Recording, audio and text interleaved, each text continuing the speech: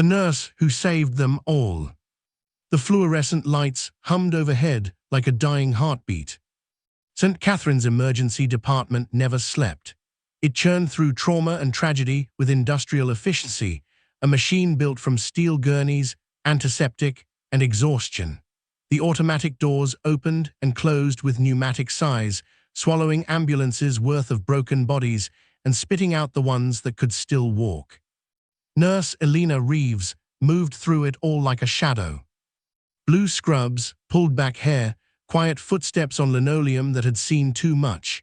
She was the kind of person you'd pass in the hallway and forget 3 seconds later.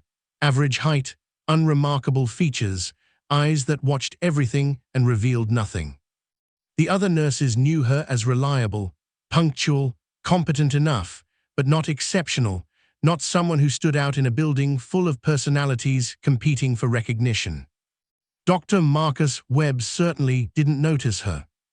He stood at the central station, barking orders to residents while reviewing charts on a tablet. 43 years old, chief of emergency medicine, the kind of surgeon who wore his credentials like armor and his ego like a crown. Reeves, his voice cut through the ambient chaos of beeping monitors and distant cries. Room 7 needs vitals. Try to get them right this time. Elena's jaw tightened almost imperceptibly. She nodded once and moved toward the indicated room without a word. Dr. Sarah Chen glanced up from her own paperwork, offering Elena a sympathetic look that said everything and nothing. Webb treated everyone like this. It wasn't personal, it was just who he was. But Elena had learned long ago that silence was its own kind of strength. She entered room 7, where a middle-aged man sat holding his chest, his face gray with pain. His wife gripped his hand, tears streaming down her face. "Sir, I'm going to check your blood pressure," Elena said softly. Her voice had a quality to it, calm, reassuring, the kind of tone that made frightened people breathe easier. She wrapped the cuff around his arm with practiced efficiency. Her movements were economical, precise, no wasted motion, the kind of efficiency that came from repetition under conditions where seconds meant the difference between life and death. The monitor beeped, 180/110. She noted it without reaction, then checked his pulse, rapid, irregular. "Dr. Webb," she called through the open door. "Mr. Patterson's presenting with chest pain, diaphoresis, and arrhythmia. BP is 180/110. Webb appeared in the doorway, already irritated. "I can read a monitor, Reeves. Start him on aspirin and get an EKG. This isn't medical school." "Already requested," Elena said quietly. He gave her a look that suggested she'd overstepped, then moved on to the next crisis without acknowledgement. Mrs. Patterson squeezed her husband's hand tighter. "Is he going to be okay?" Elena met her eyes. "Dr. Webb is excellent at what he does. Your husband's in good hands."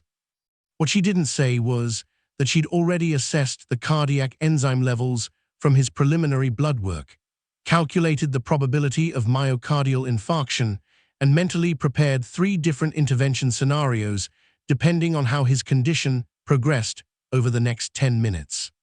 She didn't say these things because nobody had asked, and because speaking up only created problems.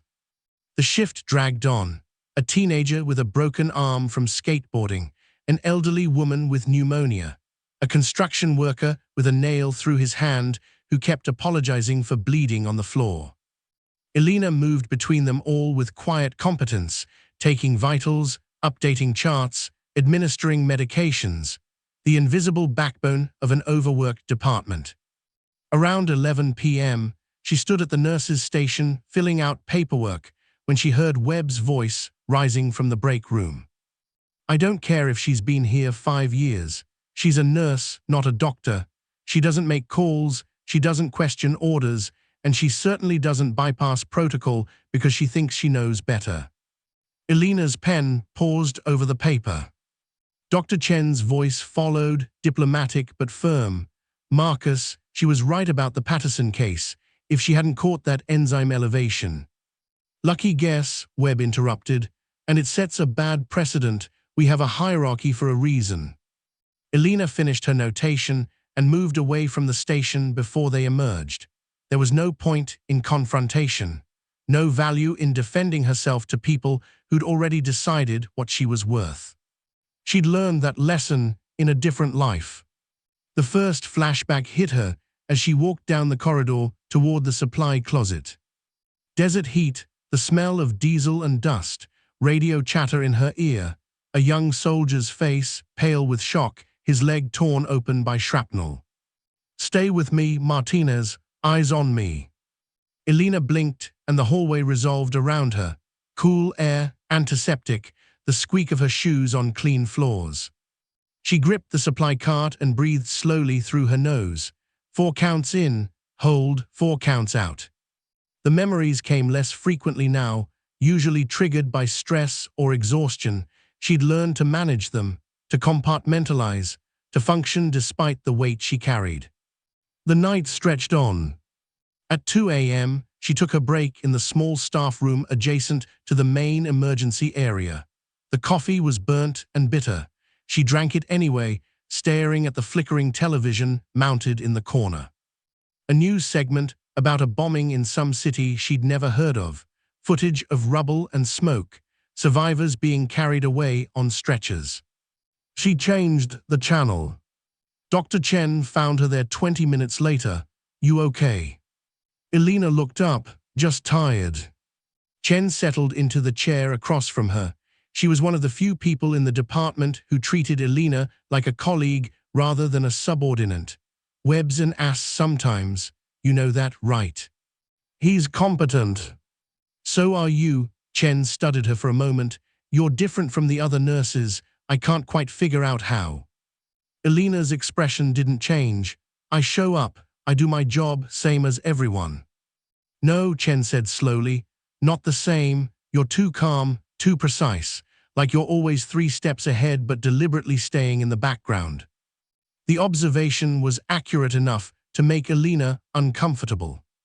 "I just don't like drama," she said finally. Chen smiled slightly. "Fair enough." She stood, tossing her empty coffee cup in the trash. "But for what it's worth, some of us see you, even if Webb doesn't."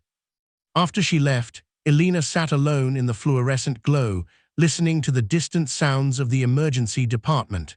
Beeping monitors, hushed voices, the pneumatic sigh of doors opening and closing. She closed her eyes and saw desert sand, heard helicopter rotors, felt the weight of combat gear and the slickness of blood on her gloves. "You saved my life, Sergeant Reeves." "I was just doing my job, sir." "No, you were doing what 99% of people couldn't do under fire. That's not a job, that's a calling." Elena opened her eyes and finished her coffee. That was 7 years ago, a different world, a different version of herself. This was her life now, quiet, anonymous, safe. She'd chosen it deliberately. After 12 years in military medicine, after deployments to places whose names were still classified, after losing too many patients on operating tables set up in tents while mortars fell outside, she'd walked away from all of it. Honorable discharge, commendations she kept in a drawer and never looked at, skills that made her overqualified for civilian nursing but gave her no satisfaction to use. She just wanted normal, predictable, a job where the worst thing that happened was an arrogant doctor's condescension instead of watching soldiers die in her arms. The break ended. She returned to the floor. At 4 a.m., the night supervisor reassigned her to triage. The waiting room was crowded despite the hour, a cross-section of humanity in various states of distress. She processed them methodically, assessing severity, prioritizing cases, sending the critical ones back immediately, and asking the others to wait. A young mother with a feverish baby, an elderly man with chest pains, a college student who'd been assaulted outside a bar. Elena moved through the queue with practiced efficiency, her demeanor calm and professional. She had a way of making people feel heard even when she couldn't solve their problems immediately. "Your daughter's going to be fine," she told the mother. "The fever's high but responsive. We'll get her back to see the doctor soon. Thank you, the woman whispered, tears of relief in her eyes. Elena touched her shoulder briefly, a gesture of comfort she'd perfected over years of dealing with frightened people in impossible situations. The shift finally ended at 7 a.m. She changed out of her scrubs in the staff locker room, pulling on jeans and a plain grey sweater. Her locker contained nothing personal, no photos, no decorations, just a spare set of clothes and the small trauma kit she kept out of habit. She walked to her car through the pre-dawn darkness, the parking lot nearly empty. The city was waking up around her, delivery trucks rumbling past, lights coming on in distant windows, the first commuters beginning their migrations. Elena drove home to a small apartment in a quiet neighborhood. One bedroom, minimal furniture, everything functional and impersonal, like a hotel room occupied by someone who never quite unpacked. She showered, made toast she didn't eat, sat on her couch staring at nothing while her mind refused to quiet. The flashbacks were stronger today. Desert heat, gunfire, the weight of someone's life literally in her hands. We need a medic, Sergeant Reeves now. She'd run toward the sound of explosions while everyone else ran away. That was the job. That was who she'd been. Who she still was, maybe, under all these layers of deliberate anonymity. Elena forced herself to sleep. 4 hours of restless unconsciousness filled with fragmented memories and the faces of people she couldn't save. When she woke, the afternoon sun slanted through her blinds. She ate mechanically, prepared her uniform for the next shift, existed in the suspended state of someone waiting for the next obligation. Her phone buzzed, a text from the hospital scheduler. "Can you come in early? We're short-staffed, 3 p.m. instead of 7 p.m. Elena stared at the message. She could say no, should say no. She'd just worked 12 hours and was scheduled for another 12 tonight. She typed back, "I'll be there." Because that's what she did, showed up, did the work, stayed invisible. She arrived at St. Catherine's at 2:45 p.m., already in her scrubs. The day shift was in chaos. Some kind of multi-car accident on the interstate had flooded the emergency department with casualties. Elena stepped into the fray without hesitation, assessing the situation with practiced eyes. The triage system was overwhelmed. Doctors were spread too thin. Resources were being misallocated. She could see it all clearly: the inefficiencies, the bottlenecks, the places where simple reorganization would save precious minutes. But she said nothing, just found a station and started working. "Reeves," Dr. Webb's voice cut through the noise. He looked haggard, his usually immaculate appearance disheveled. "Room 4, MVA victim with suspected internal bleeding. Get me a trauma panel and cross-match for transfusion." "Yes, doctor." She moved quickly, her training taking over. The patient was a woman in her 30s, conscious but pale, her vital signs declining. Elena started the IV with precision, drew blood, and called down to the lab with urgency that stopped just short of panic. "You're going to be okay," she told the woman.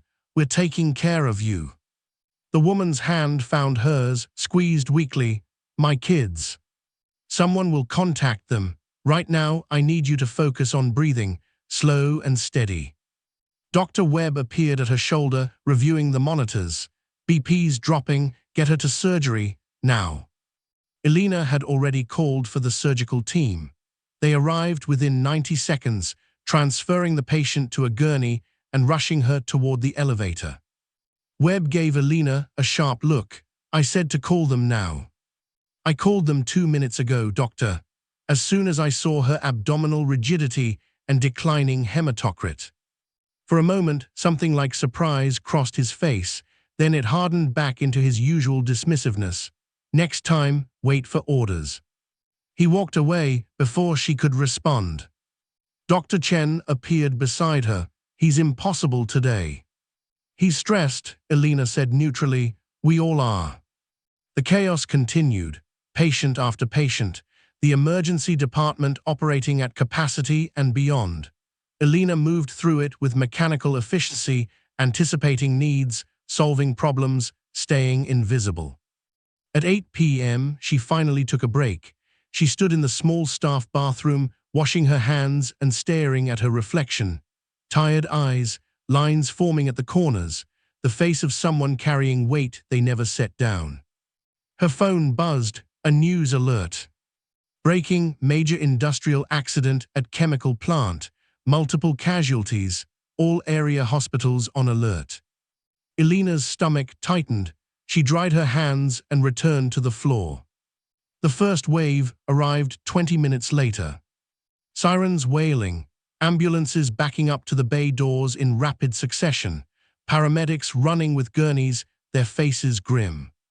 Chemical exposure, multiple victims, we need decontamination protocols now.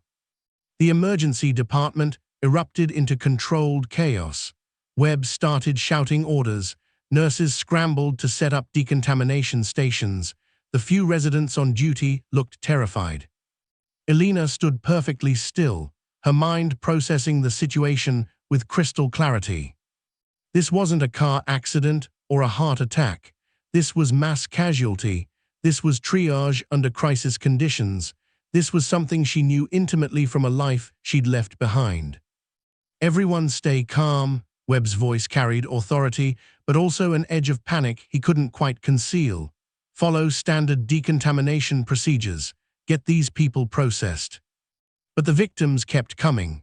15, 20, 30 people in various states of distress, some ambulatory, others unconscious, all contaminated with industrial chemicals that burned skin and lungs. The system started to break down. Nurses froze, unsure of priorities. Residents hesitated over procedures they'd only read about. Dr. Webb tried to manage everything at once and succeeded at nothing. People were dying, right there in the emergency bay, dying because the response was uncoordinated, because nobody knew how to handle this. Elena felt something shift inside her, a door opening, old instincts rising to the surface like muscle memory. She'd stood in worse, done harder, with less resources and more at stake. A young man collapsed in the decontamination area, seizing violently. His lips were blue. Nobody moved toward him. Elena did. She crossed the space in 3 strides, dropping to her knees beside him. Her hands moved with absolute certainty, clearing his airway, stabilizing his position, checking his pulse. Diazepam, 5 milligrams. Now, she said to the nearest nurse. The nurse stared at her. I can't just. Now the command in Elena's voice was unmistakable, military, absolute. The nurse ran. Elena's fingers found the carotid pulse, weak but present. She tilted his head, ensured the airway stayed open, monitored his breathing. The nurse returned with the medication. Elena administered it with practiced precision, then monitored the patient's response. The seizure subsided, his breathing stabilized. She looked up and found half the emergency department staring at her. Dr. Webb pushed through the crowd. What the hell do you think you're? This man was in status epilepticus secondary to chemical exposure, Elena said calmly, still kneeling beside the patient. Without immediate intervention, he would have suffered irreversible brain damage or death. I intervened. Webb's face flushed red. You don't make those calls, you're a nurse, not. Dr. Webb, Elena's voice cut through his rage like a scalpel. She stood slowly, meeting his eyes with a level gaze that made him take an involuntary step back. With respect, this is a mass casualty event. We don't have time for hierarchy. We have time to save lives or watch people die. Choose. The silence that followed was absolute. Elena turned away from him and addressed the room. Everyone listen. We're going to establish a proper triage system. Red tags for immediate life-threatening conditions. Yellow for serious but stable. Green for minor injuries. Black for, she paused, for those we can't help. She moved to the central station and started directing traffic with calm authority. You 3 set up a red zone in Trauma Bay 1, full airway and circulation management. You 2 Yellow zone in Trauma Bay 2, stabilization and monitoring. Someone get me a runner to coordinate with the lab and pharmacy. We're going to need mass supplies of activated charcoal, atropine, and bronchodilators. The staff hesitated for maybe 2 seconds. Then they moved. Elena's presence had shifted. She was no longer the quiet nurse who took orders and stayed invisible. She was something else entirely, something that had been hidden but never gone. Dr. Chen appeared at her elbow. Elena, what? Not now, Sarah. I need you in the red zone. You're the best trauma surgeon we have. Chen blinked, nodded, and ran. Elena turned to find Dr. Webb still standing there, his face a mixture of shock and rage. You can either help or get out of the way, Elena said quietly, but people are dying. And I'm not going to let that happen because of protocol. For a long moment, they stared at each other. Then Webb's expression shifted, not to acceptance exactly, but to recognition that something larger than his ego was at stake. What do you need? He asked. Take the yellow zone, stabilize and prepare for transfer. I'll handle coordination. He moved. Elena returned to the triage board and started reorganizing the patient flow with military precision. She could see the entire battlefield in her mind, every patient, every resource, every bottleneck. This wasn't healthcare, this was combat medicine, and combat medicine was what she knew. Ambulances kept arriving. She processed each patient in seconds, visual assessment, brief examination, tag assignment, zone direction.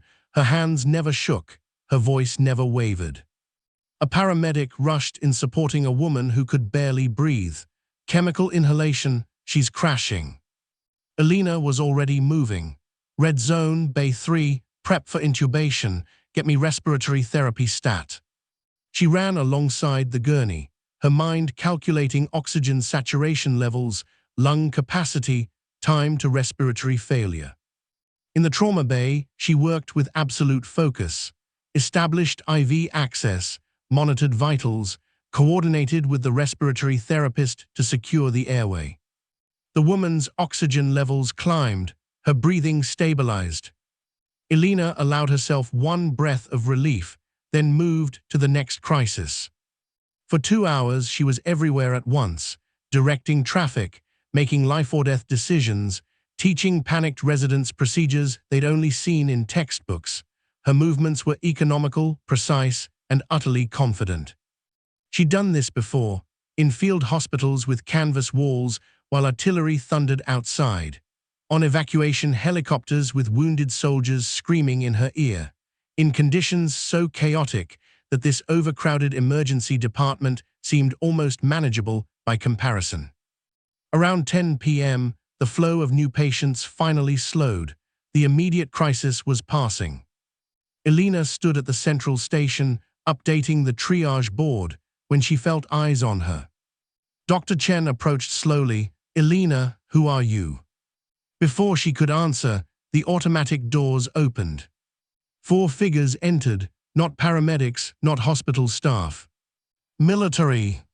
They wore dress uniforms, crisp, formal, the kind worn for official business. The lead officer was a man in his 50s with silver hair and the bearing of someone who'd spent decades in command. The emergency department went quiet. The officer's eyes swept the room and landed on Elena. His expression shifted, subtle but unmistakable recognition. He walked directly to her. The entire department watched. When he was 3 feet away, the officer stopped. His posture straightened, and then, slowly and deliberately, he saluted.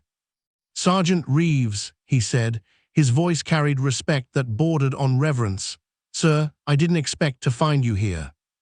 Elena's hands gripped the edge of the counter. Her face remained composed, but something flickered in her eyes, something old and complicated. She returned the salute. The gesture was automatic, ingrained by years of training. Colonel Morrison, she said quietly, it's been a long time. 7 years, Morrison replied. He lowered his hand. We've been trying to reach you for 3 days. When you didn't respond to official channels, I came myself. I'm retired, sir. I know. Morrison glanced around the room at the organized chaos, the patients being treated efficiently, the staff watching with wide eyes. But I can see you haven't forgotten how. Dr. Webb finally found his voice. Someone want to explain what's happening? Morrison turned to him. I'm Colonel James Morrison, United States Medical Command. And this woman, he looked back at Elena, is one of the finest combat medics this country has ever produced. The silence was deafening. Sergeant Elena Reeves served 12 years in Special Operations Medical Support, 3 combat deployments. She pioneered trauma protocols that are now standard across all branches. She saved more lives under fire than most surgeons will save in entire careers. Morrison's voice was steady, factual, carrying the weight of absolute truth. She was offered a commission, turned it down, was nominated for the Medal of Honor, refused it, just wanted to do the work. Elena closed her eyes briefly. Why are you here, Colonel? She asked. Because there's been a training accident at Fort Harrison, classified equipment malfunction during a joint exercise. We have 47 casualties with complex injuries, some involving experimental combat systems. The surgeons don't know how to treat them, but you do. I'm not active duty. I know I'm not ordering you, I'm asking. Morrison's expression softened slightly. Those soldiers need you, Sergeant, just like these people did tonight. Elena looked around the emergency department, at the patients now stable because of her intervention, at the staff who'd followed her lead, at Dr. Webb, whose expression had transformed from condescension to something approaching awe. Dr. Chen stepped forward. Elena, is this true? Elena met her eyes. Yes. Why didn't you tell anyone? Because I didn't want it to matter. Elena's voice was quiet but clear. I came here to be normal, to be just another nurse, to leave that life behind. But you can't, Morrison said gently. Can you? It's who you are. Elena stood silent for a long moment, the weight of the choice pressing down on her. She could say no, return to her quiet anonymity, be the invisible nurse nobody noticed. Or she could acknowledge what everyone in this room now saw clearly, that she was something more, something forged in circumstances most people couldn't imagine, something that saved lives because it had been built precisely for that purpose. If I come, she said slowly, it's temporary, I help with this crisis, then I return to my life here. Morrison nodded, understood. Elena turned to Dr. Chen. Can you manage the rest of the night? Chen's eyes were bright. Are you seriously asking me that, after what you just did? Yes, we'll manage, you should go. Elena looked at Dr. Webb. He stood very still, his earlier arrogance completely absent. I owe you an apology, Nurse Reeves, several apologies. No, Elena said quietly, you don't, you're a good doctor, you just didn't know who I was, most people don't. She moved to the locker room, changed back into her street clothes. When she returned, Morrison and his team were waiting. As she walked toward the exit, the emergency department staff began to clap, slowly at first, then building to genuine applause. Elena paused, looking back at them, these people she'd worked beside for 5 years, who'd never really seen her until tonight. She nodded once, acknowledgement and farewell, then followed Morrison out into the night. A military vehicle waited in the parking lot.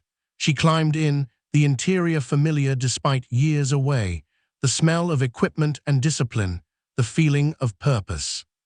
Morrison settled beside her as the vehicle pulled away. Thank you for coming. Don't thank me yet, Elena said. I might be too rusty for this. Morrison smiled slightly. Sergeant, I watched you coordinate a mass casualty response in a civilian hospital with untrained staff and limited resources. You're not rusty, you're exactly what those soldiers need. The city lights slid past the window. Elena watched them, thinking about the choice she'd made, to step back into a world she'd deliberately left behind. But maybe Colonel Morrison was right. Maybe you couldn't really leave behind who you were. You could hide it, suppress it, pretend to be something smaller and simpler. But when the crisis came, when people needed what you uniquely could provide, the truth emerged whether you wanted it to or not. "Tell me about the casualties," she said. Morrison pulled out a tablet and began briefing her. Injury patterns, treatment attempts, complications. Elena listened with complete focus, her mind already cataloging, analyzing, planning. The quiet nurse was gone. The combat medic had returned. At St. Catherine's emergency department, Dr. Sarah Chen stood at the window, watching the military vehicle disappear into the night. Dr. Webb appeared beside her. "Did that really just happen?" "Yes," Chen said softly. "5 years," Webb said, his voice containing something that might have been shame. "5 years I treated her like she was barely competent, and she was. A hero," Chen finished, "the kind who doesn't need anyone to know." Webb was quiet for a moment. "What do we tell the other staff?" "The truth," Chen said, "that we had someone extraordinary working among us, and we were too blind to see it." The emergency department slowly returned to normal operations, patients treated, charts completed, the machinery of healthcare grinding on. But something had changed. In the break room, nurses gathered to share what they'd witnessed. The quiet woman who'd transformed into something formidable, who'd saved dozens of lives with skills nobody knew she possessed. In the morning, when the administration asked questions, Dr. Chen told them everything about Elena's hidden past, about her heroism during the chemical plant crisis, about how she'd left to help soldiers who needed her. The hospital director listened carefully. "Will she come back?" "I don't know," Chen admitted, "but if she does, we'll treat her very differently." Far from the city, Elena sat in a military medical facility reviewing patient charts. 47 casualties, complex injuries, scared young soldiers who needed someone who understood both their wounds and the circumstances that caused them. She moved between beds with quiet competence, checking vitals, adjusting treatments, offering words of comfort to frightened kids who'd signed up to serve and found themselves broken by technology they barely understood. "You're going to be okay," she told a young private with chemical burns. "This looks worse than it is. We'll have you back on your feet." The private looked at her with grateful eyes. "Thank you, ma'am." "Sergeant," she corrected gently, "and you're welcome." She worked through the night, coordinating with military surgeons, teaching them techniques she'd developed in combat zones, saving lives with the same calm precision she'd shown in the hospital. Colonel Morrison watched from a distance, relief evident on his face. He'd made the right call. These soldiers needed exactly what Elena Reeves could provide. As dawn broke, Elena finally took a break. She stood outside the medical facility, breathing cold morning air, watching the sun rise over distant hills. A young captain approached. "Sergeant Reeves, I wanted to thank you. My brother was one of the casualties. The doctors said if you hadn't been here." Elena turned to face him. "Your brother's strong. He's going to recover." "Because of you." "Because he refused to quit," Elena corrected. "I just helped." The captain studied her for a moment. "They say you left the military, became a civilian nurse. Why?" Elena was quiet, considering the question. "Because I wanted to save lives without hearing gunfire, without wondering if the next mortar was going to hit our position. I wanted normal." And I learned that you can't escape who you are," Elena said softly. "You can only choose how to use it." She returned inside. More work to do, more lives to save. 3 days later, the crisis was resolved. The casualties stabilized, the experimental equipment secured and analyzed, the mission complete. Colonel Morrison found Elena in the break room, filling out final reports. "The brass wants to offer you full reinstatement," he said. "With a promotion, your choice of posting." Elena didn't look up from her paperwork. "No, thank you, sir." "Elena, I did what you asked. I helped those soldiers, but my answer is still no." She finished the last notation and closed the file. "I have a life I chose, a job that matters. I'm going back to it." Morrison sighed but nodded. "I understand. though I suspect this won't be the last time we call." "Probably not," Elena admitted. "But that's okay. When you really need me, when it's a matter of life and death, I'll come. Just don't expect me to wear the uniform full time." She stood, gathered her things, and shook Morrison's hand. "Take care of yourself, Sergeant." "You too, Colonel." The military driver took her back to the city, back to her quiet apartment, back to her life of deliberate anonymity. But when she returned to St. Catherine's emergency department for her next shift, everything was different. The staff who'd witnessed her transformation looked at her with new eyes, respect, awe, understanding. Dr. Webb approached her in the hallway. "Nurse Reeves, Elena, I owe you more than an apology. I owe you recognition for what you are, what you've always been." "I'm still just a nurse, Dr. Webb."